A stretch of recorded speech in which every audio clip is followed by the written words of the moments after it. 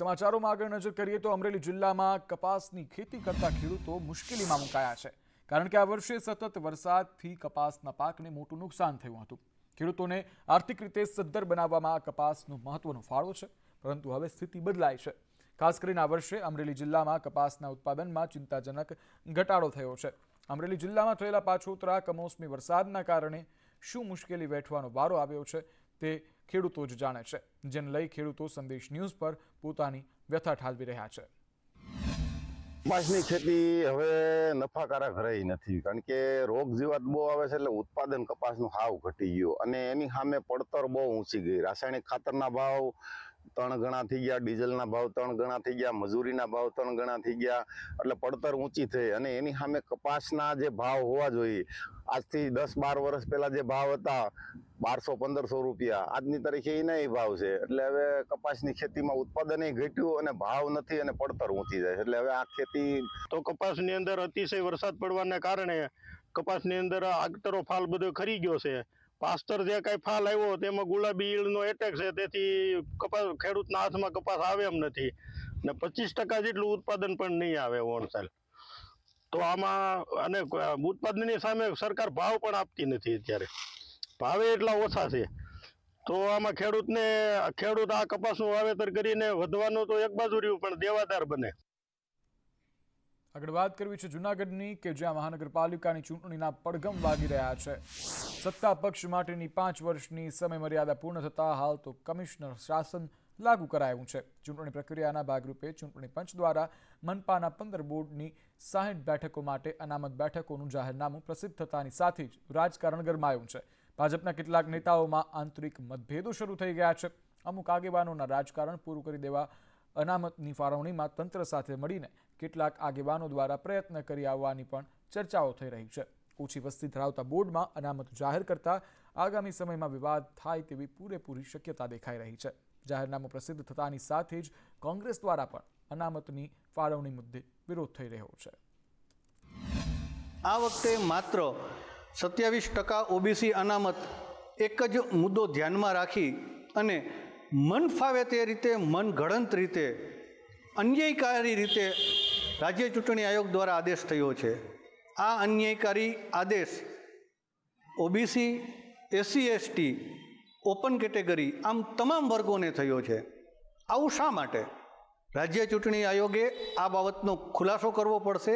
એ માટે મેં સોકોસ નોટિસ આપી છે કે જે વિસ્તારમાં વસ્તીના ધોરણે ખરેખર તો અનામત બેઠકો ફાળવવાની હોય, આજે 14 નંબર 15 નંબર વોર્ડમાં અનુસૂચિત જાતિની વસ્તી 9,500 કરતાં પણ વધારે છે, તો ત્યાં અનામત બેઠક નથી ફાળવી। 11 નંબરમાં અનુસૂચિત જાતિની વસ્તી માત્ર 400 થી 500 છે, તો ત્યાં અનામત સીટ ફાળવવામાં આવેલી। એટલે આ સીમાંકનથી સવર્ણ સમાજને પણ નુકસાની છે, સામાન્ય જે કેટેગરીમાં આવે છે એવા ઉમેદવારોને પણ નુકસાની થવાની છે। 15 વોર્ડમાં 60 બેઠકો નક્કી થઈ છે, જેમાંથી એસસી સમાજ માટે 5 માંથી 3 મહિલા બેઠક ફાળવવામાં આવી છે। ઓબીસીમાં 18 માંથી 8 બેઠકોમાં મહિલાઓ માટે અનામત રાખવામાં આવી છે। એમ કુલ 15 વોર્ડની 60 સભ્યોનું ઇલેક્શન આગામી દિવસોમાં સરકાર દ્વારા જાહેર કરવામાં। તો અમરેલી જિલ્લામાં ફરી એકવાર શિક્ષણ વિભાગની લાલિયાવાડી સામે આવી છે। અમરેલીની ખાનગી નિત્ય વિદ્યા સંકુલમાં નામે ચાલતી શાળામાં બાબરાના જગદીશભાઈ અને તેમના મિત્ર એમ બંનેના દીકરાઓનું એડમિશન કરાવ્યું હતું। એટલું જ નહીં, વિદ્યાર્થી દીઠ 36,000 જેટલી ફી ભરી હતી, પરંતુ કોઈ કારણોસર બાળકોને શાળા અનુકૂળ ન આવતા સ્કૂલ પાસેથી શાળા છોડ્યાનું પ્રમાણપત્ર માંગ્યું હતું। શાળાના સંચાલકોએ 3-4 દિવસ ગલ્લા તલ્લા કર્યા બાદ શાળા છોડ્યાનું પ્રમાણપત્ર આપવામાં આવ્યું, ત્યારે વાલીઓ પણ ચોંકી ઉઠ્યા હતા, કારણ કે શાળા છોડ્યાનું પ્રમાણપત્ર બંને બાળકોને અલગ અલગ શાળાઓનું આપવામાં આવ્યું હતું। એક વિદ્યાર્થીને મોહનનગરનું સ્થળ ધરાવતી સુમધુર પ્રાઇમરી સ્કૂલનું પ્રમાણપત્ર અને બીજા વિદ્યાર્થીને જયસિંહપરા રંગપુર રોડ ઉપર શિક્ષણ કાર્યથી 5 કિલોમીટર દૂર આવેલી તુન્ની વિદ્યા મંદિરના નામે ચાલતી સ્કૂલનું આપવામાં આવ્યું છે। ત્યારે શિક્ષણ વિભાગના અધિકારીઓના નાક નીચે આવી સ્કૂલો અમરેલીમાં કઈ રીતે ચાલે છે તે એક મોટો સવાલ છે।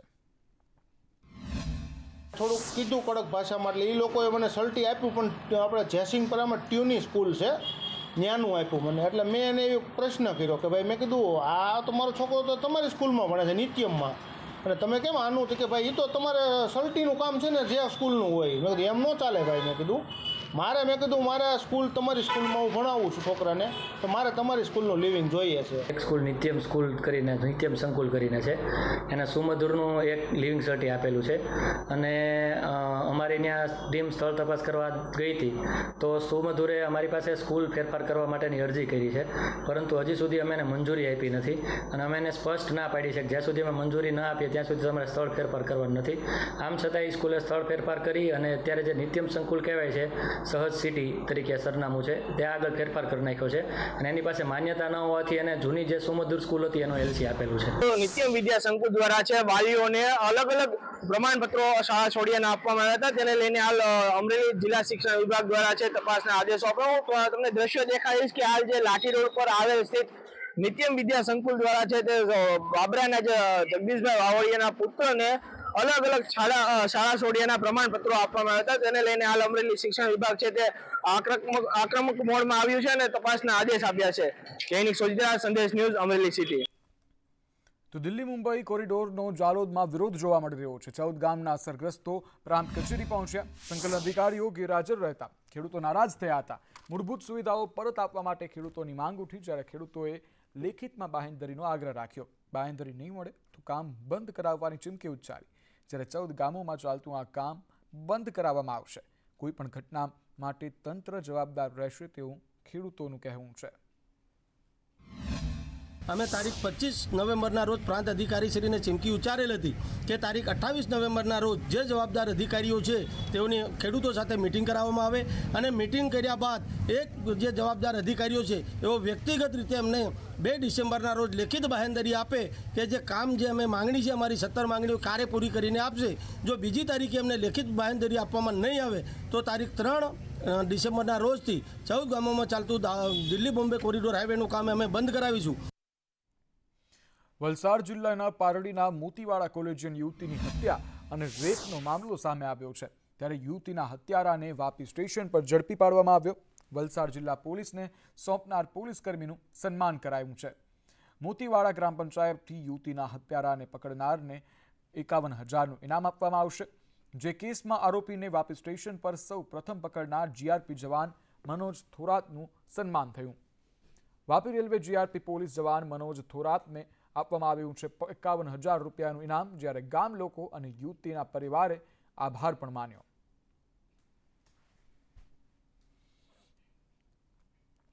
ગુજરાત હાઈકોર્ટ આસિસ્ટન્ટ ક્લાર્ક ભરતીનો મુદ્દો હાઈકોર્ટ સુધી પહોંચ્યો છે. પરીક્ષાની પ્રક્રિયા પૂર્ણ થઈ જતા રિઝલ્ટ જાહેર ન થતા ઉમેદવારોએ હાઈકોર્ટ રજિસ્ટ્રારને રજૂઆત કરી હતી. હાઈકોર્ટ આસિસ્ટન્ટ ક્લાર્ક ભરતી માટે માર્ચ 2023 જાહેરાત પડી હતી. જુલાઈ 2023માં પ્રિલિમિનરી પરીક્ષા લેવાઈ હતી. જો કે ઓગસ્ટ 2023માં મેઇન્સ પરીક્ષા લેવાઈ હતી અને ઓક્ટોબર 2023 સુધીમાં વર્ગ 3ની ભરતી પૂરી કરવાની હતી. એક વર્ષ મોડી ટાઈપિંગ ટેસ્ટ 2025માં લેવાની હતી, ત્યારે ટેસ્ટ 25 ઓગસ્ટ 2024માં લેવાઈ હતી. જો કે ભરતી પ્રક્રિયા હજુ સુધી પૂર્ણ ન થતા ઉમેદવારોમાં રોષ ફેલાયો છે. હાઈકોર્ટ આસિસ્ટન્ટની ભરતી પ્રક્રિયા ફોર્મ ભરાવાનું એના સ્ટાર્ટ 2023ની અંદર માર્ચની આજુબાજુમાં સ્ટાર્ટ થયું હતું. હાઈકોર્ટે એની અંદર એપ્લિકેશનની અંદર એવો ઉલ્લેખ કર્યો હતો કે એ લોકો 3 મહિનાની અંદર એક્ઝામ પૂરી કરી દેશે. જુલાઈની અંદર પ્રિલિમ લેવાની હતી, એના બીજા મહિનામાં એટલે કે ઓગસ્ટની અંદર મેન્સ, અને પછીના બીજા મહિનેથી ટાઈપિંગની ટેસ્ટ લેવાના હતા, અને પછી ટાઈપિંગ ટેસ્ટ પત્યા પછી મહિનાની અંદર એ લોકો રિઝલ્ટ ડિક્લેર કરવાના હતા. ખરેખર તો મેન્સ જે 2023માં લેવાની હતી એ 2024 મેમાં લેવાઈ. એના 2 મહિના પછી અમને રિઝલ્ટ આપવામાં આવ્યું મેન્સનું, અને મેન્સના રિઝલ્ટ આવ્યા પછી અમારી ટાઈપિંગ લેવામાં આવી. તો આજે 3 મહિના થઈ ગયા છે ટાઈપિંગ એક્ઝામને પૂરા થયા, પણ હજુ સુધી એનું રિઝલ્ટ આપવામાં આવ્યું નથી. યુથ કોંગ્રેસનું નોકરી દો, નશા નહીં આ કેમ્પેન લોન્ચ કરવામાં આવ્યું છે. કચ્છના મુન્દ્રાથી યુથ કોંગ્રેસ દ્વારા વિરોધ પ્રદર્શન કરવામાં આવી રહ્યું છે. ઓલ ઇન્ડિયા યુથ કોંગ્રેસના પ્રમુખનું નિવેદન પણ સામે આવ્યું. તેઓએ કહ્યું કે અદાણી પોર્ટ ડ્રગ્સનું પ્રવેશદ્વાર બન્યું છે. અદાણી પોર્ટ પરથી 50,000 કરોડનું ડ્રગ્સ ઝડપાયું. અદાણી વિરુદ્ધ કાર્યવાહી કરવામાં આવે તેવી માંગ કરવામાં આવી છે. ड्रग्स पूरी दुनिया में सबसे ज्यादा ड्रग्स अगर एक बार कभी पकड़ा गया 50,000 करोड़ का, वो अडानी पोर्ट में पकड़ा गया. और बड़े दुर्भाग्य से कहना पड़ता है जो वहां पे ऑफिसर्स थे जिन्होंने पकड़ा, यहाँ तो उनकी ट्रांसफर हो गई और उसके बाद CISF हर एक पोर्ट में होती है। एक अडानी जी की पोर्ट है, यहाँ पे फोर्स को हटा दिया गया। तो जिस पोर्ट में ड्रग्स, दुनिया में सबसे ज्यादा ड्रग्स पकड़ा गया हो, वहां पे तो फोर्स मेरे को लगता है और हर एक भारतीय को लगता होगा बढ़ानी चाहिए। वहां से फोर्स हटा साबित करना चाहते हैं कि आगे से अगर मुद्रा पोर्ट में, अडानी की पोर्ट में कोई ड्रग्स ना आए तो उसको कोई ना पकड़े और सीधे पूरे देश में चला जाए और भारत की युवाओं जो है उनकी नसों में चले। સુરતમાં આવેલી સાયન્સ શુગર મિલની 51મી વાર્ષિક સભા યોજાઈ હતી। ચેરમેન રાકેશ પટેલના અધ્યક્ષ સ્થાને આ સભાનું આયોજન કરાયું હતું। વળી આ વર્ષે પાછોતરા વરસાદથી શુગર મિલ પણ મોડી શરૂ થઈ છે અને ચાલુ સિઝનમાં 10 લાખ ટન શેરડી પિલાણનો લક્ષ્યાંક નક્કી કરાયો છે। શુગર મિલને આર્થિક રીતે કઈ રીતે સદ્ધર કરી શકાય તે અંગે પ્રયાસો કરવા માટે હાલ સૂચન આપવામાં આવ્યું છે। ખાલી એક મુદ્દો હતો એની પર થોડી ચર્ચા થઈ। વલસાડ સુગર પાસે જે બાકી નાણાં લેવાના છે પાછલા વર્ષોના, તે ચર્ચા થઈને તેમાં બોર્ડને સત્તા આપી છે। હવે બોર્ડ જે આગળ કરે તે સારું, કેસ તો ચાલે જ છે આપણો કોર્ટમાં, પણ કોર્ટમાં આનો કોઈ નિકાલ આવી શકે એવું નહીં, કે સમાધાનથી જે થાય એ બોર્ડને સત્તા આપી છે। કે આવનારા દિવસોમાં સહકારી સંસ્થાને જે પ્રમાણે નુકસાન થઈ રહ્યું છે, જે ઔદ્યોગિક એકમો શહેરીકરણ, એમાંથી કેવી રીતના બચી શકાય એ માટે પણ એક ખૂબ જ સરસ ચર્ચા કરવામાં આવી અને સભાસદો તરફથી પણ ખૂબ જ સારો પ્રતિસાદ મળ્યો। વલસાડ સુગર પાસે 2 કરોડ ને 27 લાખ રૂપિયા જેટલું બાકી લેણું છે 2011થી, અને એના માટે કોર્ટમાં કેસ ચાલુ છે અને મનાઈ આપણી ફેવરમાં, સાયન્સ સુગરની ફેવરમાં આવેલ છે। અમદાવાદમાં 3000 લોકોનું લાયસન્સ સસ્પેન્ડ થશે।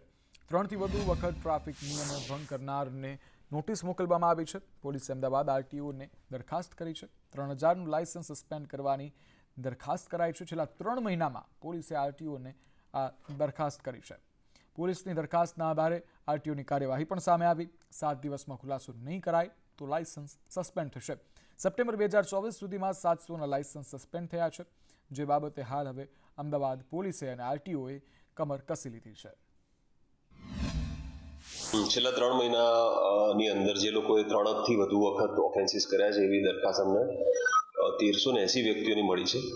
પોલીસ તરફથી 3000થી વધુનું લાયસન્સનો ડેટા હતો, એમાં અલગ અલગ RTOના હતા। અમારા GJ1ના સુભાષ બ્રિજ RTOના છે 1380, એ તમામને નોટિસો આપી દીધી છે લાયસન્સ સસ્પેન્શન કરવાની, અને આગામી સમયમાં એ પ્રક્રિયા પૂર્ણ કરી અને લાયસન્સ સસ્પેન્ડ કરવાનું। તો સુરતમાં પ્રી સ્કૂલ સંચાલકોનો વિરોધ જોવા મળ્યો છે। રાજ્ય સરકારના નિયમોને લઈને વિરોધ કરાઈ રહ્યો છે। કલેક્ટર કચેરીએ વિરોધ કરવામાં આવ્યો છે। 15 વર્ષના ભાડા કરારનો સંચાલકોનો વિરોધ જોવા મળી રહ્યો છે। સ્ટેબિલિટી રિપોર્ટને લઈ મંજૂરી આપવા માટેની પણ માંગ છે, જ્યારે પ્રી સ્કૂલ સંચાલકોને સાથે રાખી નિયમો બનાવવા માટેની માંગ કરાઈ છે। નિયમો નહીં બદલાય તો લાખો મહિલાઓ બેરોજગાર થશે। અંદાજે 5 લાખ મહિલાઓને પ્રી સ્કૂલથી રોજગારી મળે છે। ન્યૂ એજ્યુકેશન પોલિસી 2020ને અનુગત તમે જે રજૂ કરી છે એમાં 2 થી 3 મુદ્દા છે તે ખૂબ જ આકરા છે અને અશક્ય છે, જેવા કે BU સર્ટિફિકેટ, જેવું કે 15 વર્ષનો ભાડા કરાર અને સ્ત્રી સશક્તિકરણના કારણે જો બેરોજગારીનો મુદ્દો આ જો સ્કૂલો બંધ થાય તો એના કારણે સર્જાય, એને માટે જ અમે સરકારશ્રીને નિવેદન કરવા માટે આવ્યા છે। જો આ ફાઇનલ નિર્ણય નહીં લેવામાં આવે તો 100% પ્રી સ્કૂલો 99% બંધ થવાની શક્યતાઓ વધી ગઈ છે, કારણ કે BU મળવું બહુ અઘરી વસ્તુ છે। 15 વર્ષનો ભાડા કરાર મળવો અઘરો છે। 99% બહેનો આના ઉપર આત્મનિર્ભર છે। હજારોમાં છે અને સુરતમાં જ ખાલી 500-700 તો ખાલી સુરતની જ છે, અને બાકી એકચ્યુઅલ ફિગર તો હજારોમાં છે જે ગુજરાતમાં છે। અને અમને પણ જોઈએ છે કે અમે લોકો બી છે ને કંઈક રેગ્યુલેશનની અંદર અમે સારી રીતે સ્કૂલ ચલાવી શકીએ। ફાયર NOC એ બધી સેફટી અને સિક્યોરિટી અમને પણ જોઈએ છે કે અમે અમારા બચ્ચાઓને આપીએ। તો સ્માર્ટ સિટી વડોદરામાં અધિકારીઓએ બનાવેલા સ્માર્ટ રોડની ફૂટપાથો વિવાદમાં આવી છે, કારણ કે 10-10 ફૂટ પહોળી બનાવેલી ફૂટપાથો પર હાલ દબાણો વધ્યા છે અને તેના કારણે અકસ્માતનો ભય પણ વધ્યો છે। અહીં રાત્રિના સમયે લારી ગલ્લા ધારકો ટેબલ ખુરશીઓ નાખી હોટલની જેમ ગ્રાહકોને સેવા આપે છે। તેના લીધે રોડ પર પાર્કિંગ વધે છે અને સાથે સાથે ફૂટપાથ પર લક્ઝરી બસના પાર્કિંગ, ગેરેજના પાર્કિંગના કારણે સ્થાનિકોને રોડ પર પોતાનું વાહન ચલાવવામાં મુશ્કેલી સર્જાય છે। ત્યારે સ્થાનિકોએ આવા દબાણ હટાવવા માટેની માંગ કરી છે। સ્માર્ટ સિટી વડોદરામાં સ્માર્ટ અધિકારીઓ દ્વારા જે વિકાસની હરણફાળ ભરવામાં આવી છે, ખાસ કરીને વાત કરીએ તો જે સ્માર્ટ રોડ બનાવવામાં આવ્યા છે વડોદરા શહેરના વિવિધ વિસ્તારોમાં, અને તદુપરાંત અલગ અલગ વિસ્તારોમાં મોટી મોટી ફૂટપાથો બનાવવામાં આવી છે, તેનો વિવાદ હજી શમ્યો નથી।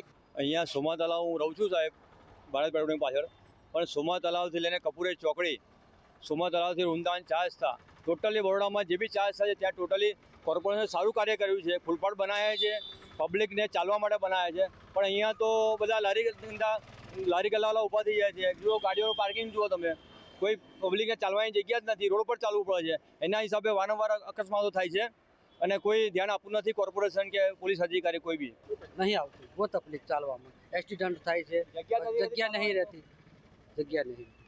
નાગરિકોનો મત છે જગ્યા રહેતી નથી. કોર્પોરેશને તાત્કાલિક આવા દબાણો હટાવવા જોઈએ અને સાચા અર્થમાં જે દબાણો થયા છે દબાણો દૂર કરવા જોઈએ. હિરેન મોદી, સંદેશ ન્યૂઝ, વડોદરા. વડોદરાની MS યુનિવર્સિટી ફરી એકવાર વિવાદમાં આવી છે. MS યુનિવર્સિટીમાં કોન્વોકેશનને લઈને વિવાદ સર્જાયો છે. VC વિજય શ્રીવાસ્તવ ચીફ ગેસ્ટની રાહ જોઈને બેઠા છે. 11 વિદ્યાર્થીઓની ડિગ્રી ચીફ ગેસ્ટની રાહમાં અટકી પડી છે. 541 વિદ્યાર્થીઓને ડિગ્રીના લિસ્ટનું PDF પણ તૈયાર થઈ ચૂક્યું છે. ABVPના વિદ્યાર્થી નેતાઓએ 24 કલાકનું અલ્ટિમેટમ આપ્યું છે. ત્યારે તારીખ જાહેર નહીં થાય તો આંદોલનની ચીમકી ઉચ્ચારવામાં આવી છે.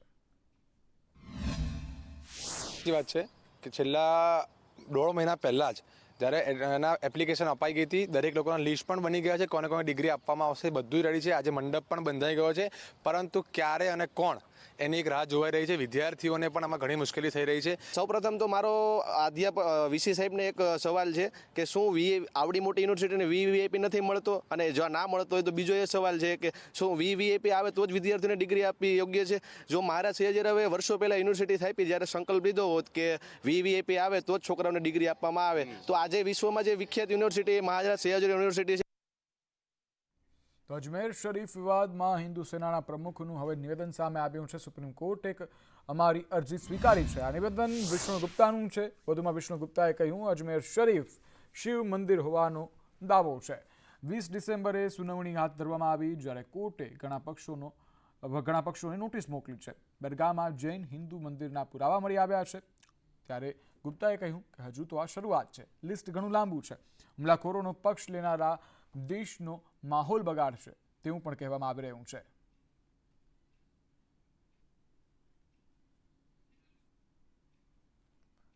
ત્યારે હાલ અજમેર શરીફનો વિવાદ સામે આવ્યો છે. પુસ્તકમાં દરગાહને બદલે મંદિરનો ઉલ્લેખ હોય તેવું પણ સામે આવી રહ્યું છે. જોકે કોર્ટે હાલ આ બાબતે કાર્યવાહી કરવા માટેના આદેશ આપ્યા છે.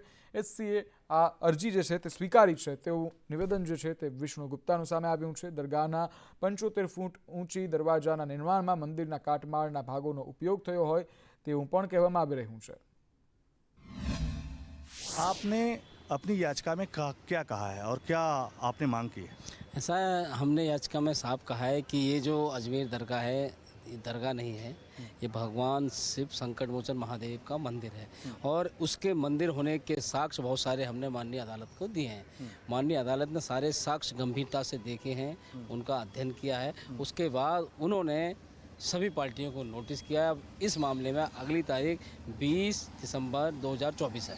अच्छा, तो सभी पार्टियों मतलब किसको किसको नोटिस भेजा गया? इसमें एक अल्पसंख्यक मंत्रालय, आर्कोलॉजी सर्वे ऑफ इंडिया और अजमेर ख्वाजा दरगाह कमेटी, इन तीनों पार्टियों को नोटिस गए. दिल्ली से कैमरामैन रोहित त्रिपाठी के साथ मैं अजय यादव, संदेश न्यूज. તો બાંગ્લાદેશમાં હિન્દુઓ પર હુમલાને લઈ ખેડામાં રોષ જોવા મળી રહ્યો છે. હિન્દુ ધર્મ સેના ગુજરાત પ્રદેશ અધ્યક્ષનું નિવેદન સામે આવ્યું. હિન્દુઓ પરના અત્યાચાર વહેલી તકે રોકવા માટેની તેઓએ માંગ કરી. રાજન ત્રિપાઠીએ કહ્યું કે સરકાર કડક પગલાં ભરે તેવી માંગ છે. સ્વામી ચિન્મયાનંદને બાંગ્લાદેશ સરકાર જેલ મુક્ત કરે. તમામ સનાતનીઓને તાત્કાલિક સુરક્ષિત કરવામાં આવે. જ્યારે હિન્દુ ભક્તોને મારવામાં આવે છે તે ચિંતાનો વિષય છે. હિન્દુઓની સુરક્ષા માટે સાધુ સંતો બહાર આવે તેવું નિવેદન પણ રાજન ત્રિપાઠીએ આપ્યું છે. બાંગ્લાદેશમાં જે રીતે અત્યારે ઇસ્કોન સંપ્રદાય જે છે, સનાતનનો એક અંગ, જેના મહંત છે ચિન્મયદાસજી પ્રભુ, જેમને અત્યારે જેલમાં પૂરી દેવામાં આવ્યા છે, તેની સરકાર દ્વારા અને ત્યાં જે ઇસ્લામિક કટ્ટરપંથીઓ દ્વારા જે હિન્દુઓ પર અત્યાચાર થાય છે, એમને મારવામાં આવે છે, મા બેન દીકરીઓ પર બળાત્કારની ઘટનાઓ ઘણી સામે આવી રહી છે, તો ખૂબ ચિંતાનો વિષય છે. તો હિન્દુ ધર્મ સેના ગુજરાતના પ્રમુખ તરીકે મારી ભારત સરકારને એક વિનંતી છે કે તાત્કાલિક આ મુદ્દે કંઈક નિર્ણય લે અને જે બાંગ્લાદેશમાં જે આપણા સનાતની ભાઈઓ રહે છે. કેન્દ્રીય ટેક્સટાઇલ મંત્રી સુરતના પ્રવાસે છે. મંત્રી ગિરિરાજસિંહ સુરતના પ્રવાસે પહોંચ્યા છે ત્યારે સર્કિટ હાઉસ ખાતે રાજ્યના અધિકારીઓ સાથે બેઠક કરી. પીએમ મિત્ર પાર્ક અંગે અધિકારીઓ સાથે બેઠક કરવામાં આવી, જ્યારે બેઠક બાદ ગિરિરાજસિંહનું નિવેદન પણ સામે આવ્યું. તેઓએ કહ્યું 2030 સુધીમાં $350 મિલિયન કાપડ માર્કેટ છે. $1 મિલિયન ટેક્સટાઇલ એક્સપોર્ટ નિકાસમાં ગુજરાતની મુખ્ય ભૂમિકા હશે. ત્યારે સુરતમાં હાલ કેન્દ્રીય મંત્રી ગિરિરાજસિંહ પહોંચ્યા છે. કેન્દ્રીય ટેક્સટાઇલ મંત્રી ગિરિરાજસિંહે ત્યાં બેઠક પણ યોજી છે. રાજ્ય સરકારના અધિકારીઓ સાથે બેઠક કરવામાં આવી છે. गुजरात ही नहीं पूरे देश में सूरत कपड़ा की नगरी कहलाता है.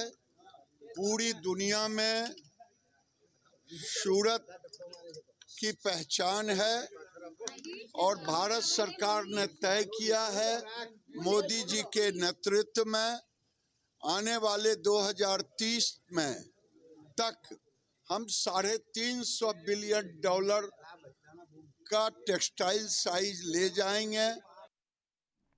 તો માળિયાના ધારાસભ્ય બ્રહ્માણી ડેમ 2 પહોંચ્યા છે. એમએલએ કાંતિલાલ અમૃતિયા બ્રાહ્મણી ડેમ પહોંચ્યા. ખેડૂતોએ આપેલી ચીમકી બાદ તેઓ પહોંચી વળ્યા છે, જ્યારે ડેમમાંથી પિયત માટે પાણી છોડવા માટે સૂચના આપી છે. 1500 ક્યુસેક પાણી છોડવા અધિકારીઓને સૂચના અપાઈ. 7 દિવસમાં ખેડૂતોને પિયતનું પાણી મળી જશે તેવું એમએલએએ કહ્યું છે. ખાતરી આપી છે ડેમની સપાટી વધે એટલે ખેડૂતોને પાણી મળશે. ત્યારે હળવદ માળિયાના ખેડૂતોએ આંદોલન કર્યું હતું. કાંતિલાલ અમૃતિયા જે ધારાસભ્ય છે માળિયાના, તે પહોંચી વળ્યા હતા અને પહોંચીને તેઓએ 1500 ક્યુસેક પાણીની જાહેરાત કરી હતી. પિયત માટે પાણી છોડવા માટે અધિકારીઓને સૂચના આપી હતી. જ્યારે ડેમનું પ્રમાણ ઊંચું આવશે, સ્તર ઊંચું આવશે, ત્યારે ખેડૂતોને પાણી પહોંચાડવામાં આવશે તેવી ખાતરી આપી છે. ખેડૂતોની ચીમકી બાદ કાંતિલાલ અમૃતિયા જાગ્યા. ખેડૂતોએ આંદોલન કર્યું હતું. ત્યારબાદ અધિકારીઓની સાથે જ એમએલએની ઊંઘ ઉડી છે અને ત્યારબાદ તેઓએ હવે કામ હાથ ધર્યું છે. આજે બ્રાહ્મણી ડેમ છે, એને ઉપરથી પાણી આવતું હોય એટલે ઉપરથી 2 દિવસ પહેલાં એક છોકરો ડેમમાં પડી ગયો એટલે બંધ રાખવું પડ્યું. એમાં તકલીફ પડી અને વચમાં નેવલ થઈ ગયું હતું ને આગળથી બંધ કર્યું.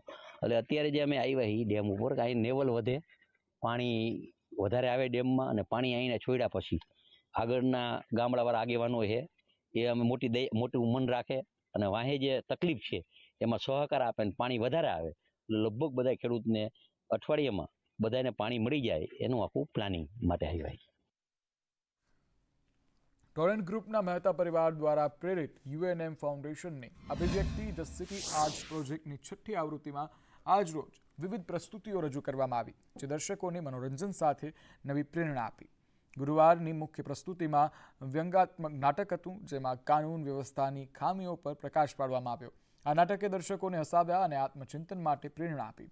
અન્ય એક પ્રસ્તુતિમાં ક્લાઉન એટલે કે રંગલા દ્વારા સામાજિક મુદ્દાઓને રમૂજ અંદાજમાં રજૂ કરી અભિવ્યક્તિનું વિઝન અને મિશન ઉભરતી પ્રતિભાઓને ઓળખી અને તેને આગળ વધારવાનું છે, તેમને સમર્થન આપવાનું છે અને તમામ શૈલીના કલાકારોને શહેરજનો સમક્ષ પોતાની કલા રજૂ કરવા માટે યોગ્ય મંચ પૂરો પાડવાનું છે.